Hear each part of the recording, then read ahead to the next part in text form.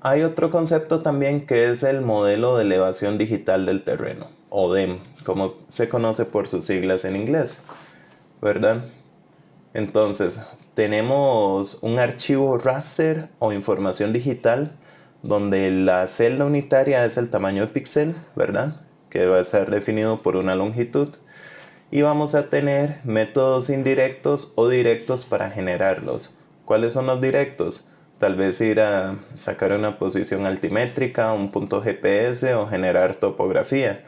Indirectos, digitalización de curvas de nivel, estereoscopía o radar. En este link de acá pueden ver varios tipos de modelos de elevación digital que existen. Estos son satelitales y pueden descargarlos, pueden generar una cuenta y bajar para diferentes partes del planeta, para Costa Rica, etc. Entonces, como vimos anteriormente, tenemos curvas de nivel que las podemos obtener del SNIT, ¿verdad? Y a partir de la interpolación de curvas de nivel, donde yo le defino diferentes parámetros, puedo generar un modelo de elevación del terreno.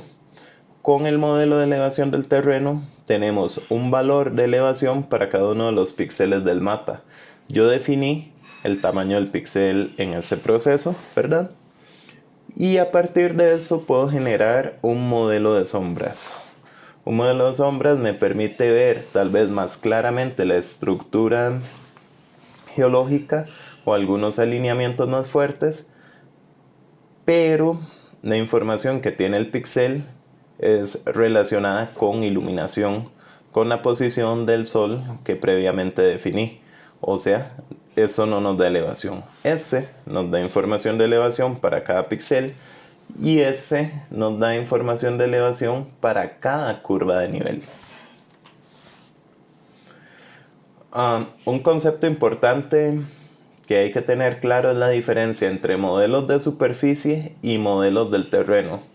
Con fotogrametría, por ejemplo, ahora se generan muchos modelos de superficie. ¿Qué quiere decir? Si hay una casa, un árbol, un carro, me va a generar un modelo muy preciso, pero que contempla esas elevaciones.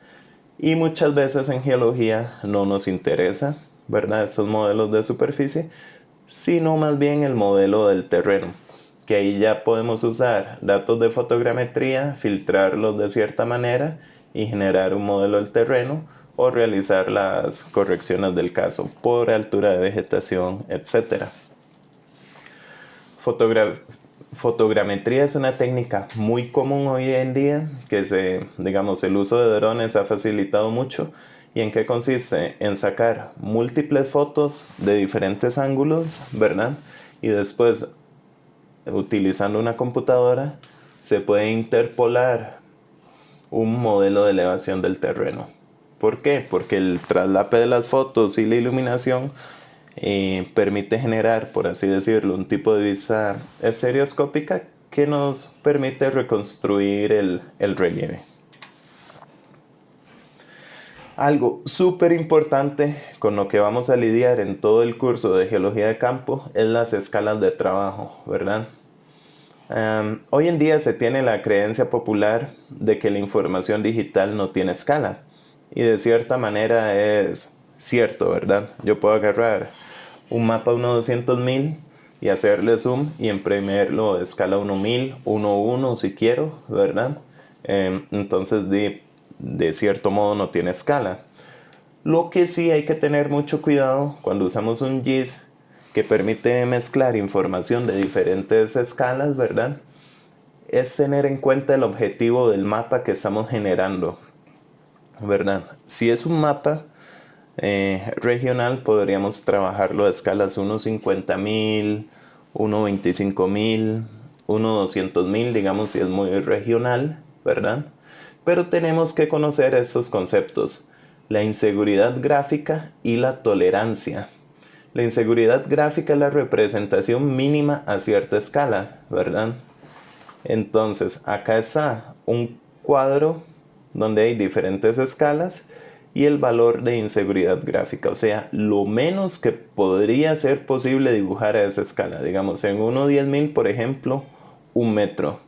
Si usted quiere cartografiar cosas a 1 metro, debería usar escala 1/10.000 o menor, ¿verdad? Y la tolerancia es generalmente el error mínimo en el dibujo. O sea, si estamos hablando del caso de 1 metro, deberíamos estar trabajando a escala 1/5000. Si vamos a hacer, digamos, una cartografía para ordenamiento territorial donde cada metro cuenta, podría ser una escala adecuada de trabajo, 1/5000, 1/10.000 como mínimo. En el caso de cartografía de cuevas, generalmente he trabajado a escala 500 cuando es muy grande, a escalas 1/100. Y mapas geológicos generalmente se han trabajado a escala 1/50.000. Creo que a nivel de Costa Rica solo hay un mapa geológico publicado a escala 1/10.000. Ok, entonces ya vimos parte de lo de la medición de ángulos, ¿verdad? Pero nada más como para repasar, de un punto conocido podemos medir un azimut, un ángulo, ¿verdad? Respecto al norte, pero también podemos medir un ángulo respecto al plano horizontal. En este caso sería ese ángulo a un punto de diferente altura. Y eso nos va a permitir realizar diferentes técnicas para mediciones topográficas.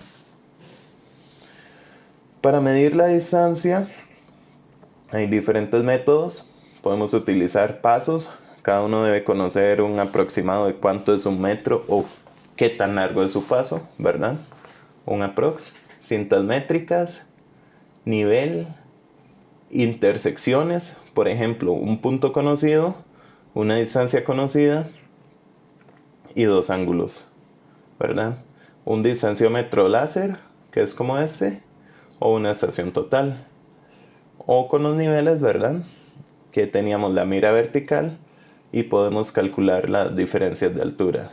Y con eso calcular, digamos, conocemos ese ángulo y por trigonometría saber la distancia a la que estamos.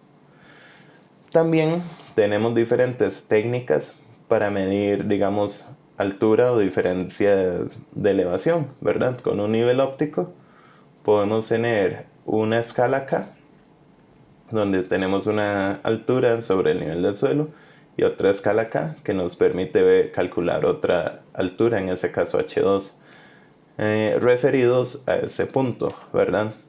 También podemos usar un observador con un instrumento, tirar una línea horizontal y medir la altura en ese punto. También esa línea podría ser inclinada, por así decirlo, y calculamos el ángulo que hay acá. Tenemos que conocer la distancia y podemos sacar también la diferencia de altura en esos puntos. Poligonales. Las poligonales nos permiten, digamos, realizar representaciones geológicas a mucho detalle. En caso de que estemos levantando una columna estratigráfica, el mapa 1/25.000, inclusive 1/5000, no nos va a servir de mucho. Deberíamos levantar un detalle geológico, digamos, muy detallado, valga la redundancia. Y para eso vamos a ocupar construir una poligonal, ¿verdad?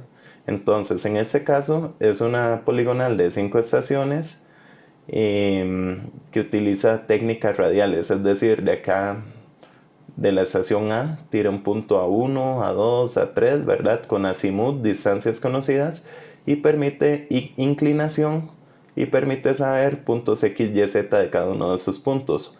Sobre esa poligonal yo puedo colocar información geológica relevante. No sé, por acá un buzamiento, un tipo de roca, depende de la escala de trabajo en la que esté realizando el cartografiado geológico, ¿verdad?